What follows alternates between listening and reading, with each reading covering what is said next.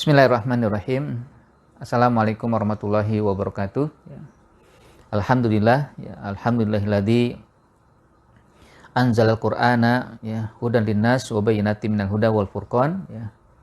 Wassalatu wassalam ala Rasulillah Muhammad ibni Abdillah wa ala alihi wa sahbihi wa man wala amma ba'du.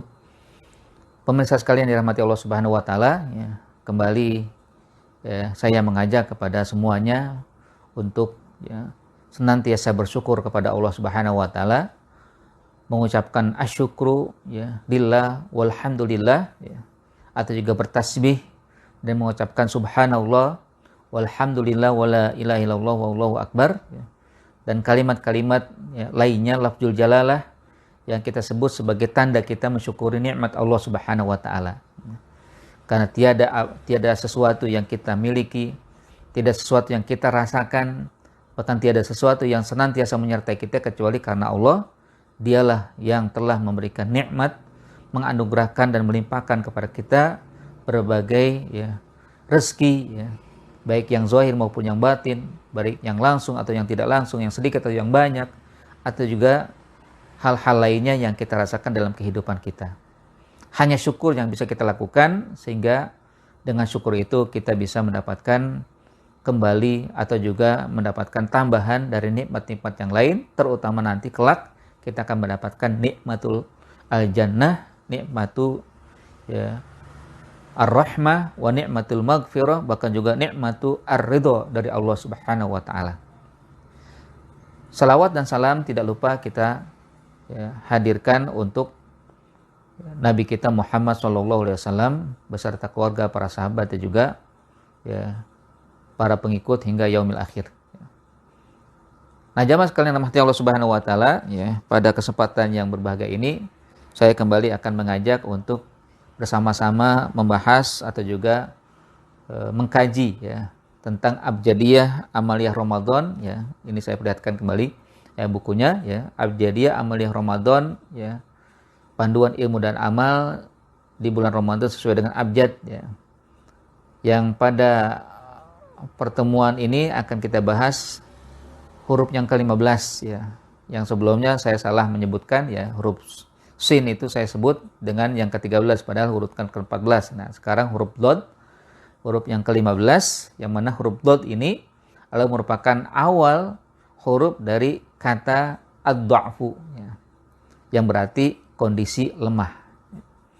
Tidak dipungkiri memang bahwa hidup kita ini pasti akan mengalami dua hal, kadang sehat, kadang sakit, kadang kuat, kadang lemah. Bahkan kalau dalam ayat memang Allah ciptakan kita dalam kondisi lemah. Wa khuliqal insanu dha'ifa. Bahwa manusia itu diciptakan dalam kondisi lemah. Lemah dalam apa? Ya memang kita kalau awal kan lemah butuh bantuan. Kadang juga ada yang lemah cara nafkah, atau juga secara fisik, atau juga kadang juga secara akal. Bahkan dalam surat lain, juga Allah Subhanahu wa taala di surat Ar-Rum kalau nggak salah disebutkan, Walladzi khalaqakum min dha'fin. Dialah Allah yang telah menciptakan kalian dalam kondisi lemah. Tsumma ja'ala min ba'di dha'fin quwwah. Kemudian setelah itu, setelah dari kondisi lemah, Allah berikan kekuatan, kekuatan fisik, kekuatan finansial, atau juga kekuatan secara akal, ya kita berharap juga memiliki kekuatan secara iman. Tsumma ja'ala min ba'di quwwatin dha'fa wa syaibah. Kemudian Allah jadikan dari kondisi kuat itu menjadi kondisi lemah lagi. Yang saya memandang memang, atau juga para ulama memandang bahwa yang disebut di sini adalah fisik. Kelemahan pertama fisik, kekuatan kedua adalah juga fisik, dan ketiga adalah juga fisik.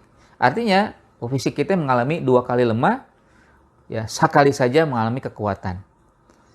Mungkin sekarang ini di antara pemirsa dalam kondisi kuat, termasuk saya alhamdulillah dalam kondisi masih kuat, maka bagaimana kita menggunakan kekuatan ini untuk memaksimalkan ibadah kita, memaksimalkan apa yang telah Allah perintahkan, kewajiban-kewajiban yang telah ditetapkan, terutama yang sedang kita jalani ini adalah ibadah puasa.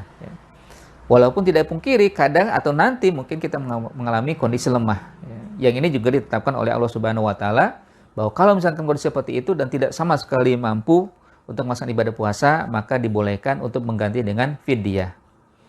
Wa 'alal ladzina yutiqunahu fidyatun ta'amu miskin. Dan bagi siapa yang mengalami kondisi lemah, tidak memiliki kekuatan, kemampuan untuk berpuasa, maka dipersilakan untuk membayar fidyah, diberikan kepada orang-orang miskin. Ya. Nah, lemah ini tentunya lemah dalam kondisi yang tidak kita inginkan, ya. Ya, tapi memang merupakan lemah dari sisi cara alami, ya. Cara alami maksudnya kan memang ya faktor usia, ya, faktor sakit, ya, dan juga faktor-faktor yang memang tidak bisa dihindari oleh seseorang, ya. Ada misalkan seorang wanita yang dia mungkin ya secara fisik mungkin kuat, ya, tapi dia mengalami kelemahan karena ya dia menyusui, ya. Sehingga kalau dia misalkan menyusui lalu terkendala untuk anaknya, atau hamil terkendala untuk yang sedang ada di perutnya. Tapi yang paling banyak umum adalah karena kondisi usia. Kondisi usia yang dia akhirnya dia tidak memiliki kekuatan lagi untuk berpuasa, ya kalau misalkan dia berpuasa akan mengalami kelemahan lebih banyak lagi, ya. Sehingga ini dibolehkan untuk dia meninggalkan puasa, namun resikonya adalah dia mengganti dengan membayar fidyah. Nah, yang ingin juga saya sampaikan di sini adalah bahwa kita harus ya berhati-hati juga jangan sampai kita mengalami kelemahan yang lain, ya.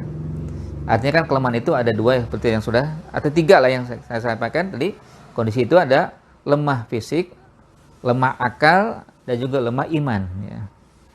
Ya. Kalau dua hal ini jangan sampai kita berkurang, ya. Dua hal yang terakhir, ya, lemah iman atau lemah akal, ya. Kalau lemah fisik mungkin ya sudah menjadi ya sunatullah, ya. Tapi kalau lemah iman ini berbahaya, jangan sampai terjadi. Dan ini juga yang dikhawatirkan oleh Allah Subhanahu wa taala, jangan sampai kita meninggalkan anak atau keluarga atau juga generasi yang kelak nanti memiliki kelemahan. Wal yakhshal ladzina law taraku dzurriyyatan dhi'afan khafu 'alaihim falyattaqullaha wa yaqulu qawlan sadida. Hendaklah di antara kalian ya merasa khawatir, ya.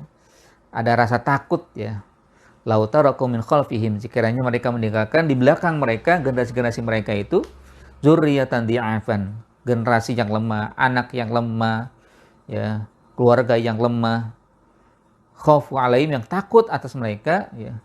Falyattaqullah, maka bertakwalah kepada Allah, wal yaqulu qaulan sadida, dan berkatalah dengan perkataan yang tepat sasaran, baik dan tepat sasaran. Nah, pemirsa sekalian rahmatnya Allah Subhanahu wa taala, artinya memang ya bagaimana hendaknya kita menghindari dari sisi lemah itu, walaupun dalam pelaksanaan ibadah puasa, kalau misalkan ada nanti kondisi lemah karena sakit atau karena usia, tidak kita pungkiri, maka bisa jadi kalau sakit mungkin kalau kedepannya waktu setelah bulan Ramadan dia bisa ya membayarnya, silakan dibayar, karena itu yang lebih utama, yang lebih baik. Tapi kalau misalkan nggak bisa lagi, nggak mampu juga, maka dipersilakan untuk mengganti dengan membayar fidyah. Jamaah sekalian rahmati Allah Subhanahu wa taala, ya, tentunya ad-dha'fu ini hakikatnya adalah Allah ingin Subhanahu wa taala memberikan kepada kita informasi, ya, bahwa diri kita ini memang tidak memiliki kekuatan apa-apa kecuali karena Allah, ya. Kita di dalam kehidupan ini tidak memiliki kekuatan, ya, kecuali karena Allah Subhanahu wa taala. Maka mintalah kekuatan kepada Allah, mintalah ya jaminan dari Allah Subhanahu wa taala agar kita bisa melaksanakan ibadah dengan sebaik-baiknya. Kita mungkin harus senantiasa membaca doa, Allahumma balighna Ramadan. Ya Allah, sampaikan kami untuk bisa mengikuti aktivitas yang ada di bulan Ramadan dengan umur yang panjang, ya, dengan kesehatan, kekuatan yang maksimal, dan juga dengan iman ya yang kokoh, yang terpatri dalam diri. Karena dengan tiga ini kan ya kita bisa melaksanakan ibadah dengan sebaik-baiknya sesuai dengan syariat Allah Subhanahu wa taala.